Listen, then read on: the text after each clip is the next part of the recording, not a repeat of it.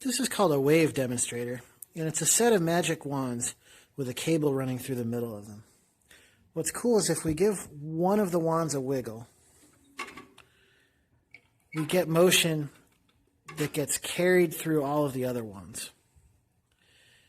What makes this a wave is that while each wand is moving and it's transmitting energy to the next wand, no individual wand travels. It's just the energy that travels. So investigating that is an interesting thing. What's the secret? It has to do with the wire that connects each of the wands. When I move one, that wire twists. And that twisting wire then puts a force, actually a torque, a rotational force, on the wands next to it. That's what's essential for waves to travel. There has to be a way to couple the motion of one of the moving objects to the motion of all the adjacent ones. This video is going to be about how that happens. In this video, we're going to be concerned about how waves travel through various instruments. And we're going to be concerned about something called frequency, how often the wave oscillates back and forth. It turns out that for almost every musical instrument and anything you could hear vibrating like a guitar or a piano or ringing like a bell, that there are some frequencies where large waves develop and seem to stand still in the instrument. And these different frequencies are what give instruments their different notes. So we're going to see that a low-pitched note has one frequency, a high-pitched note has a different frequency, and the geometry of the thing that's vibrating really determines what pitch you hear. Resonance happens in things other than musical instruments too, but it's easiest to see in musical instruments. So what we're going to do is we're going to start by playing with a spring, which shows the waves very clearly. Then we're going to transition into talking about musical instruments. And then hopefully you'll have a pretty good idea about resonance in general. So let's go and take a look at a spring. I wanted to show you guys some things about this demonstration spring that'll help us understand waves a little. The first is that when wave pulses reflect off a boundary, they change which side of the spring they're on. So I'm going to give some pulses which will be to the left side of the spring. And I want you to watch which side they hit back on from that table leg. I don't know how well you can see that, but they're going in on the left and coming out on the right. So they flipped 180 degrees.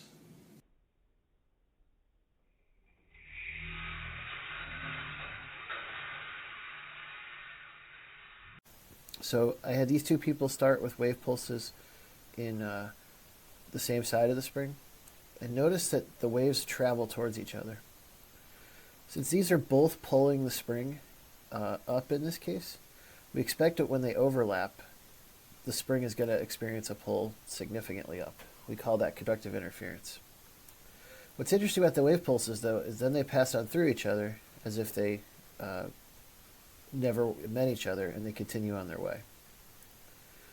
If we had our two people put wave pulses on opposite sides of the spring, when they meet, the piece of the spring where they're meeting is going to experience a pull upward from one wave pulse and a pull downward from the other. And when they occupy the same space and time, they're going to cancel each other out, and that'll be destructive interference. And then afterwards, they go on their way again. So what becomes interesting is when you have a wave pulse that's got part heading in one direction, part heading above, and when that hits a boundary and gets reflected. These are in opposite directions, but as we reflect, the first part of the wave inverts while the second part of the wave is still traveling towards the wall. And the wave actually constructively interferes with itself. Let's take a look at what that looks like both in real time and then in slow motion. I'm going to send two wave pulses, one to the left, one to the right. We'll see what happens then.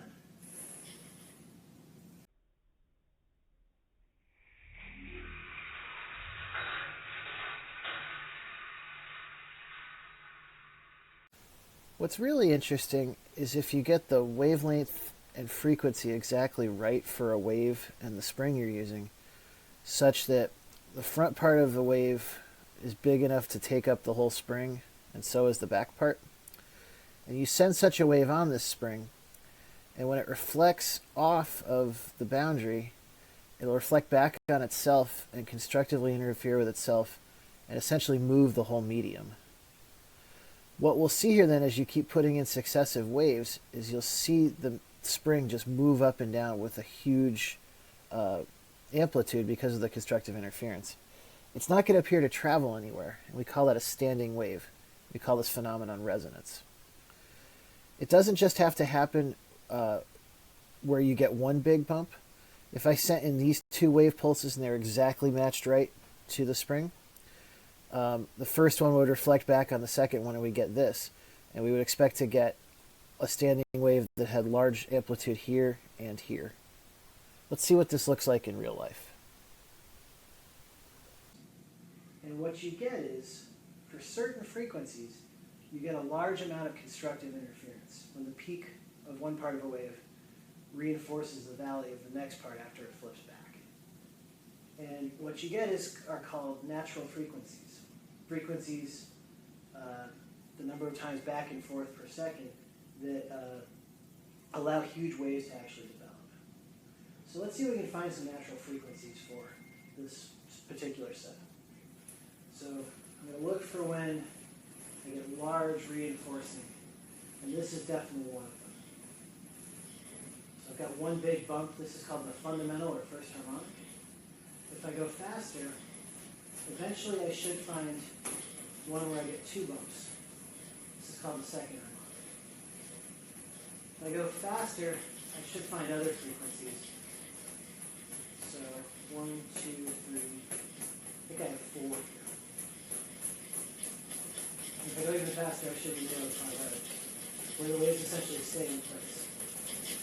But I have one briefly there. So when you're playing a guitar, and you pluck a string, it turns out it vibrates at a whole mixture of these, whatever the natural frequencies are for that guitar string. As guitar strings can teach us, the length of the string is important, and so is the tension of the string. When you're vibrating an object at its natural frequency, it's pretty easy to tell. Not only do you get a standing wave, but each wave you put in reinforces the wave that's already there. So as your hand moves up and down at a natural frequency, it's almost like the thing is moving with you. There's almost no resistance. If I pick just random frequencies, I'm really having to push and pull the whole thing. But when I find a natural frequency, it's like I'm in sync. Here's one with 3 antinodes, 3 places where it's moving a lot. If I go faster, I'll find others. Here's one. This is 5. So as you saw there, I had to go at exactly the right frequency for that length of spring and for that tension in order to get this type of standing wave to get resonance. We're going to take a look at a lab that can be done that helps you find what some of the rules are for finding these frequencies. So we're going to look for waves like the ones I just made with 1, 2, 3, 4, and 5 bumps in them. And we should have some definitions about the variables we're going to measure in this lab. First of all, we call the ends of the string or spring that don't move nodes. And we call the bumps, the place where there's a lot of motions, antinodes. So we're really looking at the number of antinodes in the string. So the other variable we're going to be measuring is the frequency. And that describes how often I wiggled my hand back and forth. In other words, a number of events per second. Sometimes you'll hear people call it waves per second or cycles per second. But at the end of the day, the unit is inverse seconds per seconds. And just to make that easier to say, we named that unit the hertz. So whenever we're measuring how often something happens, how many times per second, we can describe it in hertz. This is a lab put together by the CPO company, and it's meant to show how a guitar string vibrates. We have an elastic cord, which is fixed at a fret on top, and then it's plucked by this thing called a wiggler, which basically wiggles it back and forth. And it can do this at any frequency we want. We have this control panel here, And we can see that right now it's doing 8.6 back and forth per second. Not much is really happening with the string. No big motion. And that means that waves knocking off the fret and coming back, they're not interacting constructively with the waves coming from the wiggler, so we don't see any big motion. But we saw from our springs yesterday that there are certain frequencies where we do expect to see waves overlapping with previous waves. It'll be interesting to see if we can find which ones those are. So I'm just going to go up until I see a large standing wave.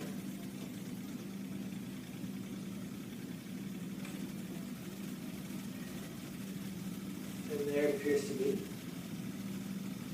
Get a little better than that. So we're fixed at either end, which we have to be, because that's where we're holding the string. We've got a lot of motion here in the middle, as the waves going in bounce off and overlap with the new waves. So this has what's called a node, no motion at either end, and an antinode, a bump in the middle. And it is at 12.8 hertz. And we go up to the next interesting one.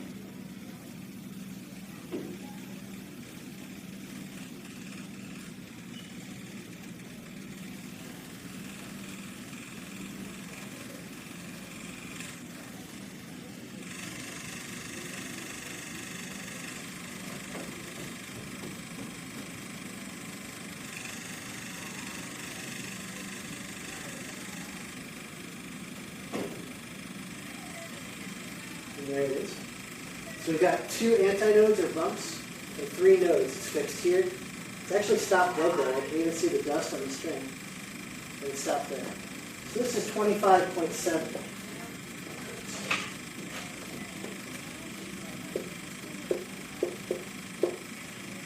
We'll keep going until we can see 3.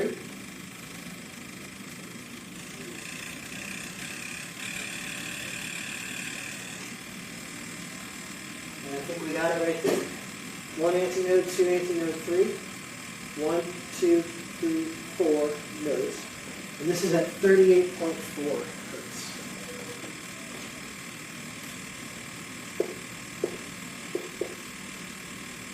So I think you can see a pattern.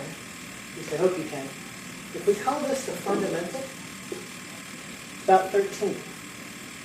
That's about 26. So I think it's pretty obvious that that's twice the fundamental. So it appears for waves on a string, if a certain frequency is allowed, multiples of that frequency are also allowed. This one looks a lot like 3.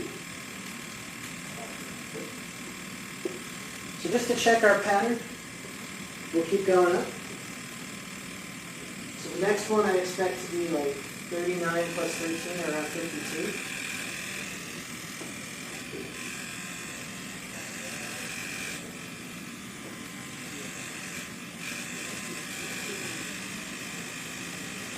Sure enough, there we are. 1, 2, 3, 4 antinodes. 1, 2, 3, 4, 5 nodes at 51.7 hertz, which is 4 F.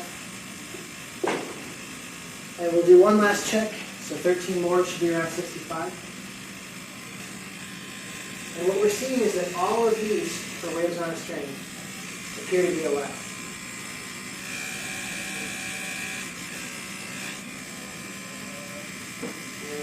We're close. Maybe a little too much. There we go. So 1, 2, 3, 4, 5. That's 64.5.